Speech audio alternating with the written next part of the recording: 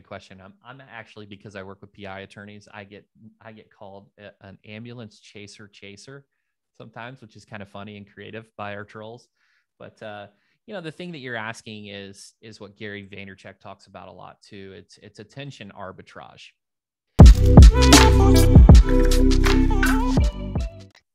Thank you so much for tuning in to Journey with Christian D. Evans podcast. I'm your host, Christian D. Evans. Deliver proof, not promises. How many times have we hired an agency and they promise all sorts of things? Man, this is going to be we're going to turn a new leaf. We're going to be so excited. And they do all the things. And they give you a whole bunch of crap and excuses and jargon for a whole month. And then they just kind of coast. Well, that's the reason why we have this expert. Now, his agency is actually, and we can't tell anybody, but we're going to, ranked Inc. 5000 fifth year in a row. So, well, they only get ranked when they get shit done. He is also the SEO master for lawyers and individuals that are in the law space and vertical. Guys, please welcome CEO and founder of Rainkings.io, the one and only Chris Dreyer. How you doing today, Chris? Nice. What an intro. Doing great. Thanks for having me, Christian. Excited to be here. Hey, man. So am I. I'm really looking forward to it. And one of the reasons why I just loved your tagline. It's like, deliver proof, not promises. Let's just kind of rant for a second, if you will, Chris, of like what you're seeing in the industry. And I know you've got a lot of customers and clients because it actually benefits you, right? When they work with a client or work with an agency that sucks and they work with you, like, man, let's dial this shit in. So I'd love to just maybe rant for a second, like what you're seeing and the frustration behind it and what your clients are frustrated with. Yeah. So there, and I'm not trying to be a hater, right? But there's just a lot of Dunn-Krugers in the SEO space. So they don't intentionally try to manipulate or mislead their clients, but they just don't understand. They don't have enough experience to understand really the landscape. So in the legal vertical, personal injury space in particular, it's just really saturated, really competitive. So most of the time, these SEO agencies will just underestimate the level of competition, the level of production from quantitative actions it takes to get results. And that's what I'm saying. You hear this a lot, snake oil salesman, you hear all these negative phrases, but really it's because they don't understand. It's just the Dunn-Kruger effect. Like they think they're experts, but they just don't understand what it really takes in a particular industry. Why do you think you've exceeded more so than all the other agencies? Do you think, like you just mentioned, is it more of just lack of skills and lack of understanding about that industry? Or is it, hey, you've got some sort of tactics and strategies that are better than what they know? There are a couple big reasons for our success, and it stems from focus. And we have just been laser focused on SEO for over 10 years and just completely learning and consuming everything we possibly can, not taking our eye off the prize. Malcolm Gladwell talks about how you need 10,000 hours in a particular endeavor before you're an expert. And that's really true. So we just stayed just laser focused, learning everything we can. Niching as a part of that is just another step towards focus, towards efficiencies, towards time management. And I would say that those are the big ones. It's an OCD thing. Everything that I've ever done, whether it was sports in high school, just obsessed to be the best, athlete on the team. Or then I had this little stint in poker, did online poker, just went all in and much of my parents' chagrin, like some of these paths that I've taken, but fortunately SEO has really worked out.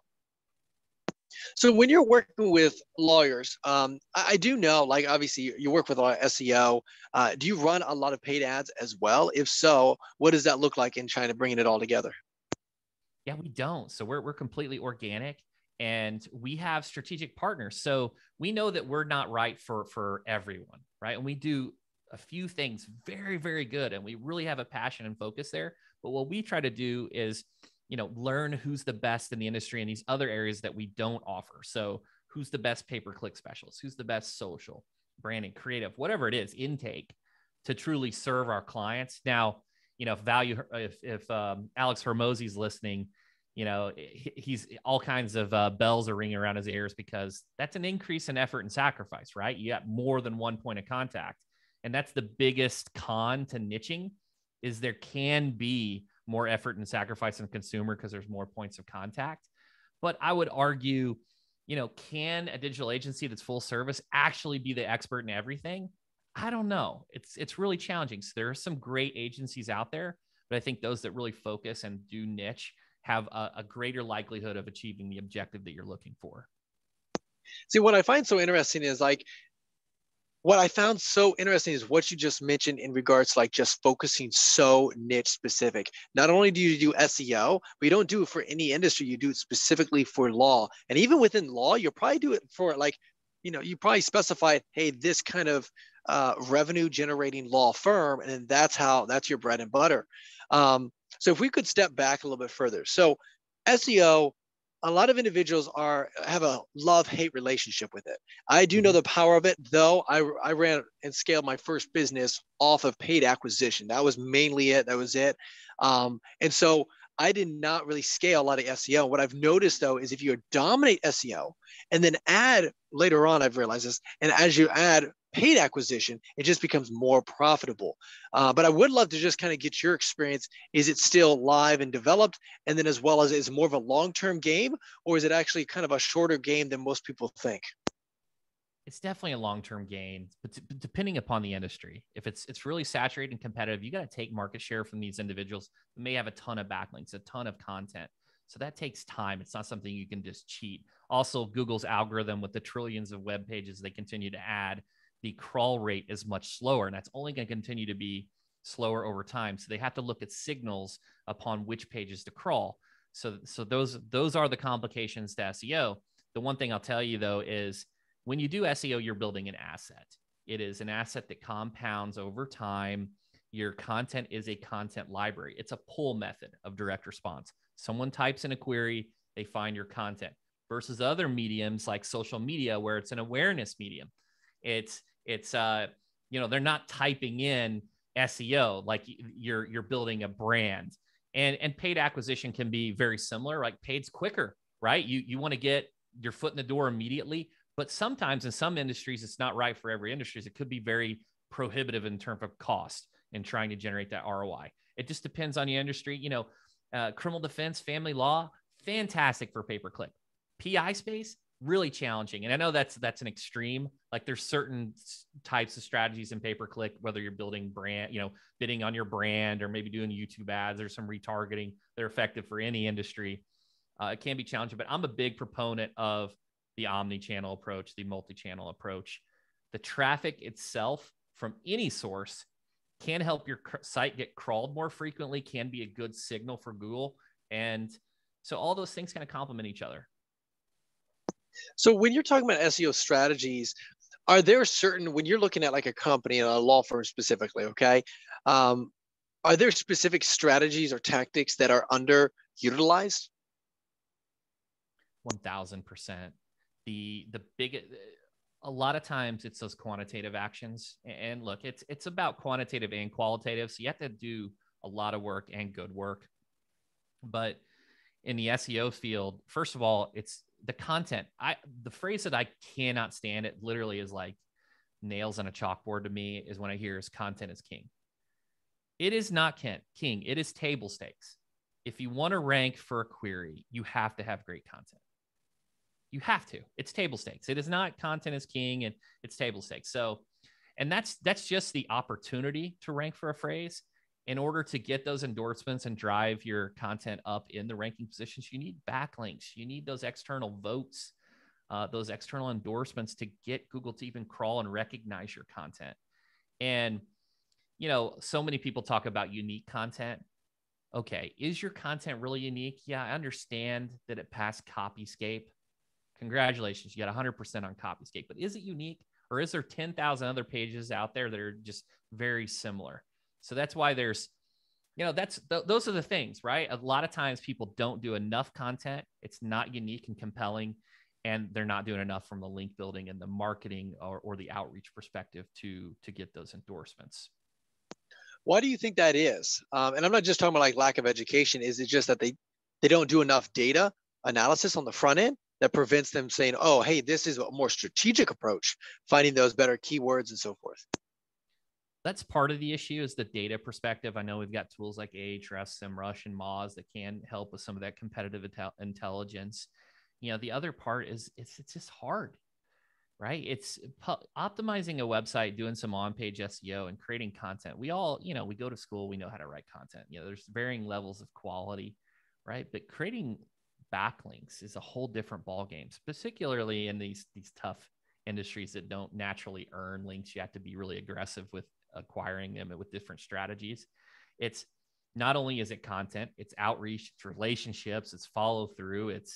There's just way more that goes into link building. And I would say out of everything from an SEO perspective, that's the one area that's just greatly underutilized and not enough emphasis there because it's hard. It's harder to do. So with that being said, then underutilized, because I know it's a long-term play a lot of times with the strategy. However, though, I think sometimes people think of it as a bigger project than it really is sometimes.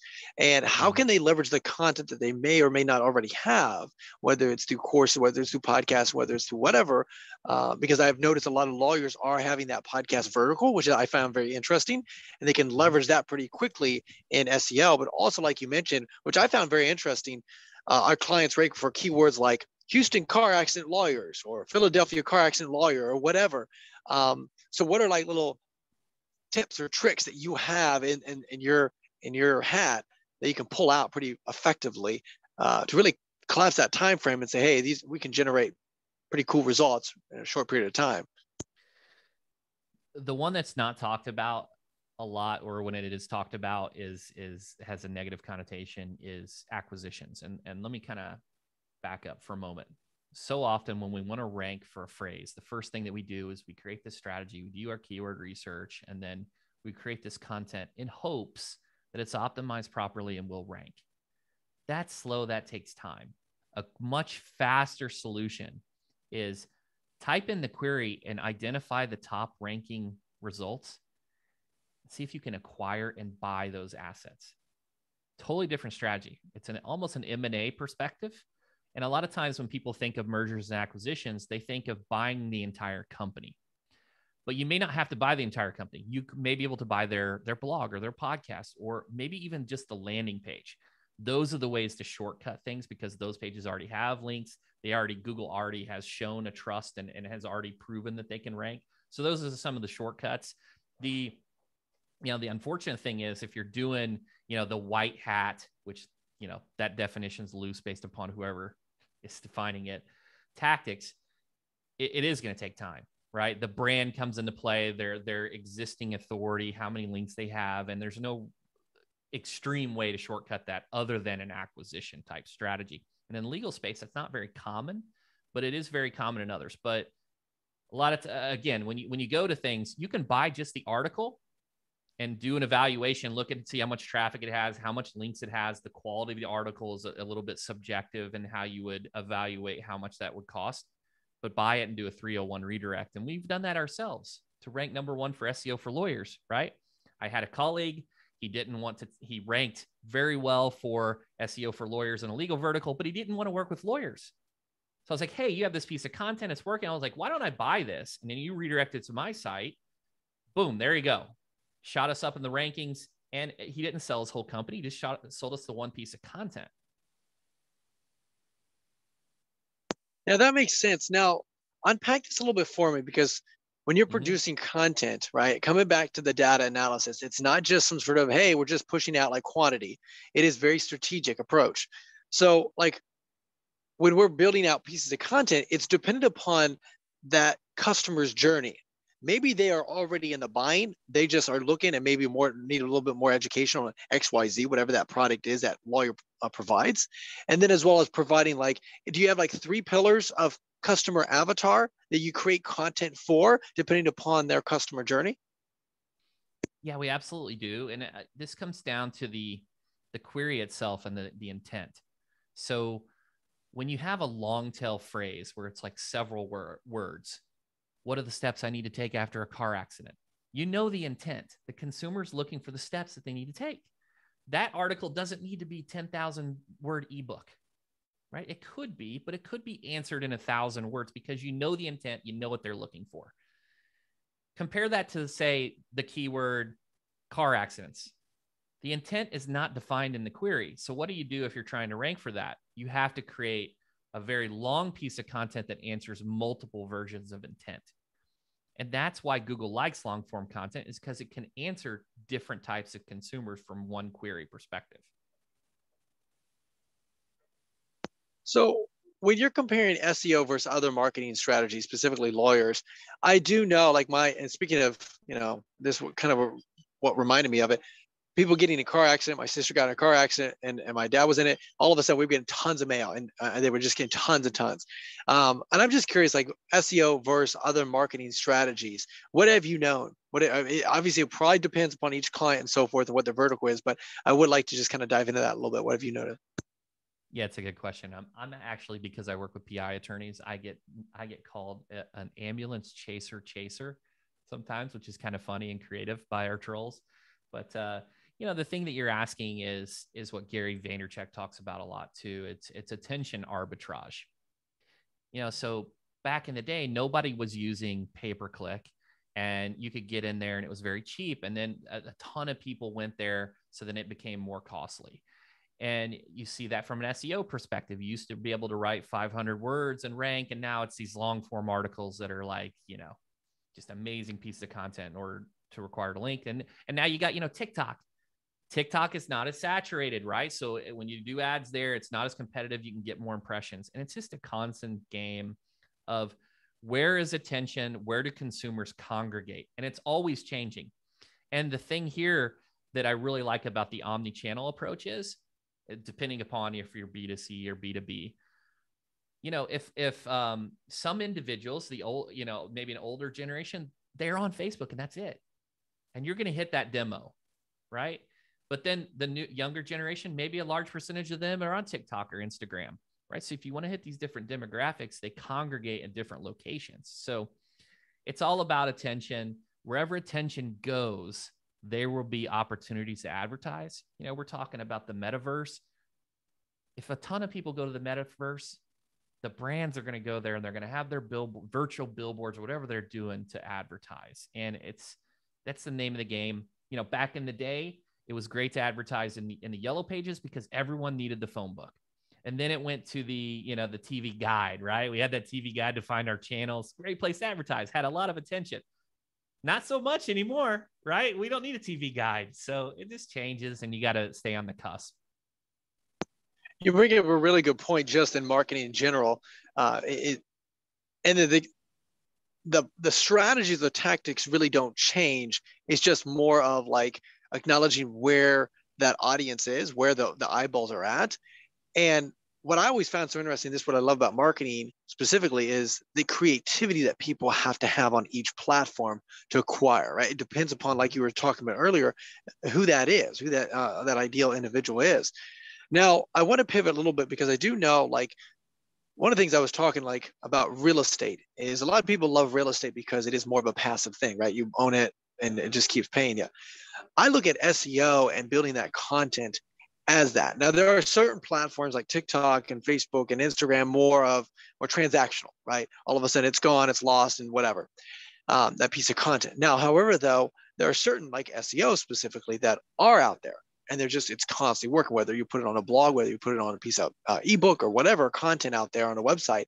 And that's constantly living, definitely really dialed in. I've done that numerous times where I've seen like, oh, this was written in 2010, but I'm still consuming that content. And of course, now I'm like, oh, I didn't know Billy Bob or Alfred or whoever. So if you could maybe unpack that a little bit, and just I guess really the larger play when you're working SEO.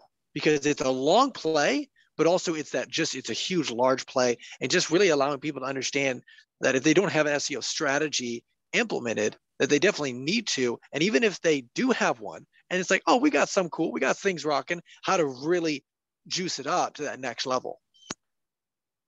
Yeah, big question. You really threw that one at me. So the first thing I would tell you is there is a huge opportunity for SEO just based upon the number of consumers that are searching. So if you look at, you're using a tool like Ahrefs or SEMrush, one landing page may rank for 1,000 different keyword variations, if not more. So there's this leverage perspective. in terms of writing one piece of content and having it amplified. That's what SEO can do, as opposed to bidding on a phrase and then having to pay for each individual click. Not to say I think both of those tactics can be very valuable, but that's what SEO has. So, the biggest problem with this is, in terms of SEO, is that library, right? It's not a show. A show is what we're doing. They show up on the weekly. They want to hear the new show, or you got the TV series, right? Stranger Things, whatever. You want to watch the next episode. And it's the next one coming out. SEO is a library. It's a pull mechanism, right? So you're building this content library that can serve the consumer. So they type in the query, oh, I found this article from 2010. You are building an asset. Now, sometimes you got to show that older content some love, particularly if you're in the legal or medical space more so than other niches. But that's where the opportunity lies. And not only that, is those older pieces of content can leverage future opportunities. So if you have a piece of content that's older, about a dangerous drug or a tort, and then a new tort comes out, you can go back to the old one and link to the new one, and it kind of helps you get ahead of the game more quickly. So, what are the big strategy? What are the big components to an SEO strategy, or an SEO being successful with SEO? Is number one, that strategy, right? You have to look. I love Michael Masterson, Ready, Fire, Aim approach. I'm a DI on the DISC personality assessment, but you got to at least have some strategy. You can't just start firing, right, and throwing paint against the wall. You got to do some keyword research. You got to look at the topics, create a ton of content. The more content, if you just spend all your time on one piece of content and Google doesn't favor it, consumers don't let it take off, versus maybe many pieces of content, you have a greater likelihood to achieve that Grant Cardone 10x mindset. Create a bunch of content, and then whatever hits with your audience, keep going with it. And then you can't just field of dreams, build the content and pray they'll come. If you build it, they will come. You have to promote your content through different forms of distribution, social media, email, link building, and you just want to get as many eyeballs as possible on it. So, it starts from a strategy, a thoughtful content execution, and then promotion of that content. That's what it comes down to for SEO in any niche. Now, the competition will vary based upon your niche, but in terms of the quantitative actions that you have to take, but that's the name of the game. So what are, like, with the SEO side of things, and I know you're saying like pushing out tons of content, is there like a head game, or is there like a metric, or like a good cadence, a blueprint cadence that says, hey, you know what, if you're at this amount of revenue, we should be pushing out 40, 50 pieces XYZ, right? Every month, doing this, dialing that in, and then optimizing it. And then, as well as you create some stuff, are there ways to optimize it later on to add more other newer keywords? Yeah, that's a great question. And it's depending upon your goals and your niche and the amount of opportunities for consumer search. So like in my niche, there's only a handful of phrases for personal injury SEO and personal injury marketing that get searched. I can't go out and create thousands of articles, because nobody's searching for these really granular topics. So I don't have a lot of topics. But if you're in a broader, if we're talking, health and fitness, and you haven't dialed it in, I mean, there's thousands upon thousands of articles that you could write about. So it depends upon the industry. It does depend upon the size of your business and the amount of investment that you want to make into content. The other thing that you mentioned, which is really interesting, is the refreshing of content. That's one of the most powerful things that you can do is, there's nothing that I like better than when we take on a new client and they already have a ton of content, and I can go see what Google's trying to rank that content for. And I slightly modify it to target that keyword a little bit better, or add a little bit more information around a topic, because it's already trying to rank, and I'm not guessing upon, the keyword that I want to rank for. Google's already showing this. So those content refreshes can be really powerful. I use the example, COVID, everyone's got sick. You type in a query of your symptoms, right? How many of us done this? I've got a headache, I can't breathe, right? You type it into Google and you see the results. If you see the results, and the top results 2012 and the next results 2022, I'm clicking 2022 in the medical space. Like maybe there've been some advancements. That's the one I'm reading. It's been refreshed. It's up to date, right? So there's even that perception and that click-through rate that can occur with a newer article. And all those things kind of combined, it can be just a really great strategy. It can also help Google recognize that the content's been updated. They might not crawl that page. No, it hasn't been updated since 2012. I'm not gonna crawl it, but you add some new content, refresh that publish date, and it get Google's attention too. Maybe place it in a better position in search results. So would you recommend in that, to carry on that conversation, to take that piece of content, republish it, or just already have that piece of content and then just optimize it like you just mentioned? I would already have that piece of content and optimize it, target keywords a little better, make the content better, better quality, maybe add some video, maybe add some images, whatever, some data to it. And then I would, when I mean publish it, I mean just update the publish date. So not republish it like it's an entirely piece of content. It's already live. It's part of the content library, but just tell Google that, hey, I refreshed this, in June 30th, 2022, so that they're aware of that and the consumers are aware that it's been refreshed. So how often should they do that? And again, I know it probably depends upon each industry and whatever, and you probably can't give like a specific timeline because, maybe nothing's changed. You don't really need to optimize it. But like, would you say every like 3 or 4 years, the marketing team should come back around and maybe just kind of review that stuff? Because what I found so interesting is that's like low hanging fruit. You've already got those assets running. I look at it, it's like, hey, if I just on like real estate, if I just do some CapEx, on this investment property, all of a sudden I can increase more revenue, right? It's just those small little intricate things. So I was just curious, like what would you recommend on a marketing cadence? Yeah, so it really depends, but what I will say in general is we like to update all of our top performing pages every year. Every single year, you update those. And also the query. So let's say, as an example, you'll see these types of queries. What are the best website designs? And a lot of times they'll say of 2021, of 2020, right? People want to see what the best designs are, especially from a technology perspective. So those may need to be refreshed more frequently. Also, news could be every day.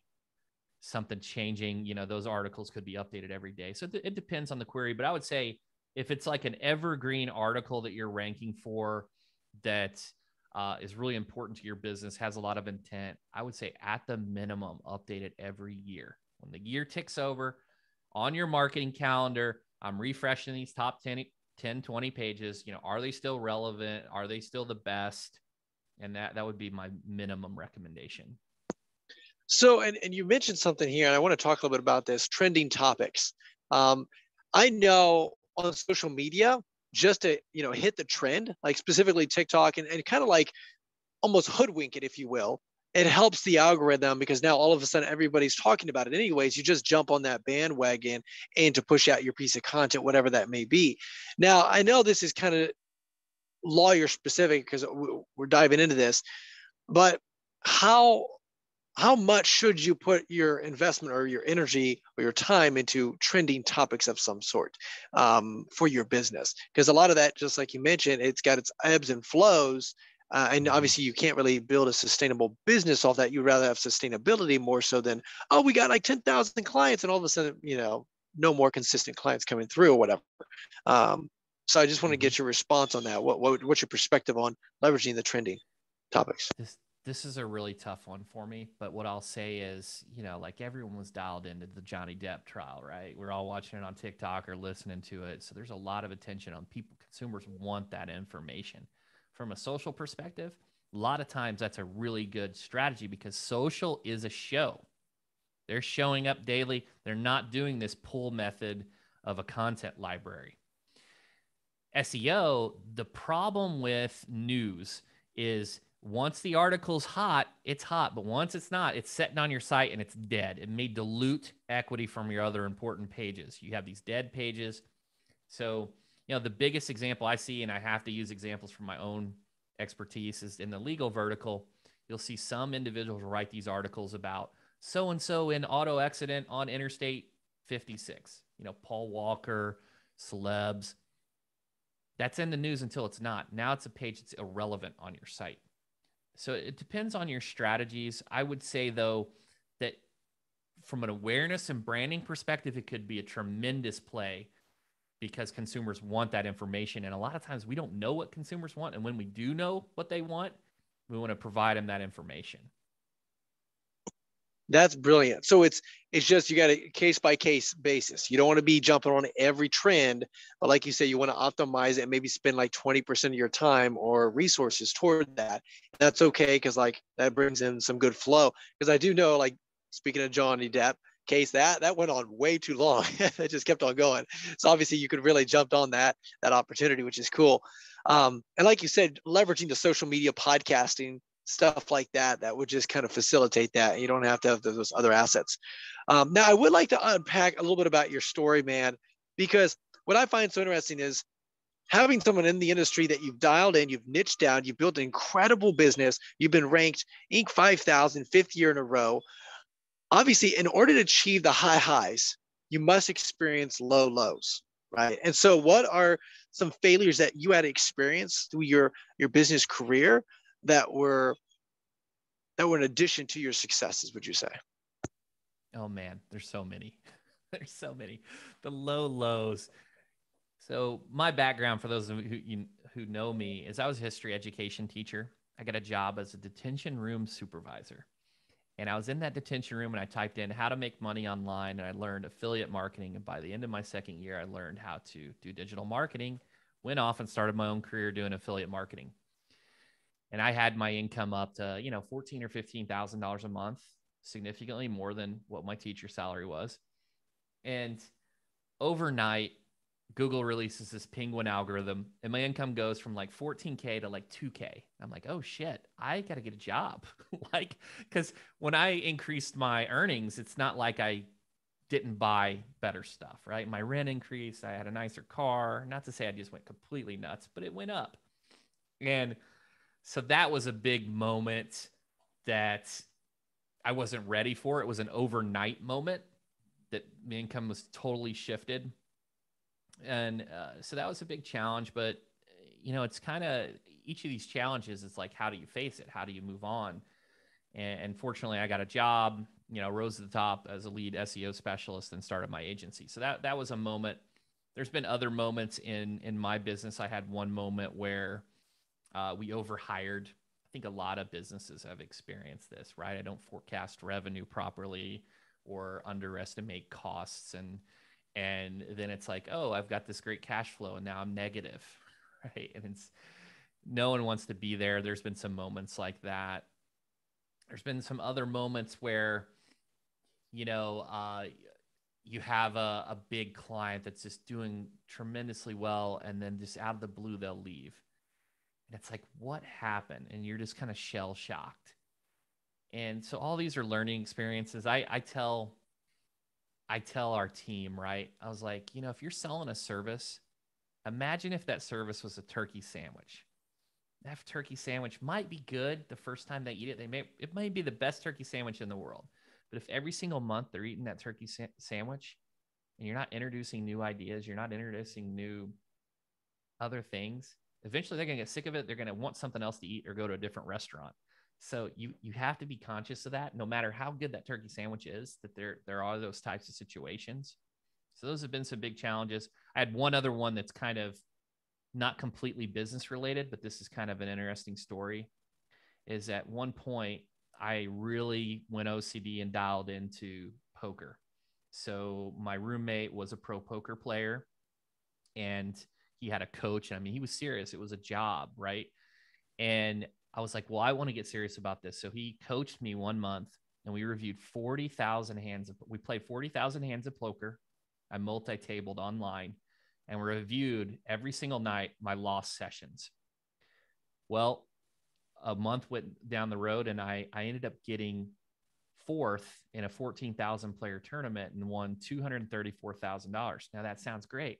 Well, I went to withdraw my money and Black Friday hit and the federal government seized my money. So they seized the money for like 4 years. So I went to the ultimate high of winning this, that was a good chunk of change for me at that age, and winning this money to the government's keeping it. And I didn't know if I was going to get that money. So it was kind of a range of emotions. So I've had these ups and downs, but looking back, I think everything happens for a reason. And I'm definitely a half glass full type of person. And I think, if I would have got that money back then, I would have blown it. I wasn't mature enough to, at that moment when I hit it I would have just spent it all. And then when I did receive it, I was a little bit better, solid foundation, and helped my parents out a little bit, and my sister. And it's just a different, so it's just depending upon how you look at things in those moments of time. And how did you? Because even though you had those experiences, honestly, you felt probably just this frustration, this annoyance, this whatever. And then how long did it take you to get back around and say, I got to get right back in my mindset and I got to move forward? It took a little bit. I'm not going to lie. It took a little bit. From the poker thing, because, I wasn't making a ton of money back then. I was making $30,000-$40,000 a year. I mean, that was nothing to hit, I get 6 times what I get in my annual year in a day. So the mindset, it took a little bit to adjust, but the money never hit my hands. So it almost wasn't like it was real. So that's why it didn't really stunt me. It was like, okay, I'm just continuing to do my thing, Now I did every 3 to 6 months check to see if there's any news updates or what I need to do to get the money. But it wasn't like I was completely just, depressed, not going to move. It was just like I went on, I didn't have it in my hands. I would say the affiliate marketing thing from 14,000 to 2 shook me even more, because that was real. I was getting paid. It was like, I have to come up with an immediate plan. My plan was, I went and fired off back in the day. Craigslist was the place to get a job. I just typed in SEO. I didn't even I'm being honest, I didn't even read the description. I fired off my resume to every single, in fact, I got hit by Craigslist's filter by sending out too many resumes, and I had to stop for like a week. But that's how I got hired. I got hired quickly. It's because I took immediate action, and not just small. I'm applied to 2 or 3 gigs. I mean, I probably applied to like 500. It was, every job owner, every business owner that's listening, that's exactly what they don't want individuals to do. They want individuals to read those, the job description and see if they're the right fit. But I took action, and it worked out in the long haul. I appreciate the honesty, man, because honestly, we've all been in the ups and downs, but just like what Tony Robbins talks a lot about is just that massive action at one activity, because that's how you create momentum, which is awesome. Chris, I just appreciate the immense value that you brought in today, just talking about SEO, unpacking that, and just, a lot of the ups and downs, a lot of opportunities that some business owners are not taking advantage of, and then as well as the assets that you may or may not have, how to take advantage of those, implement those certain tactics and strategies that really just optimize and put the fuel on the fire, which is really awesome. And then as well as just understanding your story and the ups and downs. Chris, how can our audience reach out to you and be part of what you got going on, man? Yeah, thanks so much, Christian. This has been awesome. So the best way to connect to me from a social media perspective is LinkedIn. That's where I'm most active. Just type in Chris Dreyer. We can connect on there. And then if you want to check out what my business does, what my agency does, just go to Rainkings.io. If you're a personal injury attorney looking for some SEO love, we would love to help you. Awesome. And Chris, is there any last words of wisdom? Oh, guys, those links will be in the description below, so make sure you guys click on that. But is there any last words of wisdom, Chris, that you'd like to share with our audience before we let you go? I say just execute. Just execute. Get it done. You got an idea, you've got to get it done. Show up, create a plan, and just execute.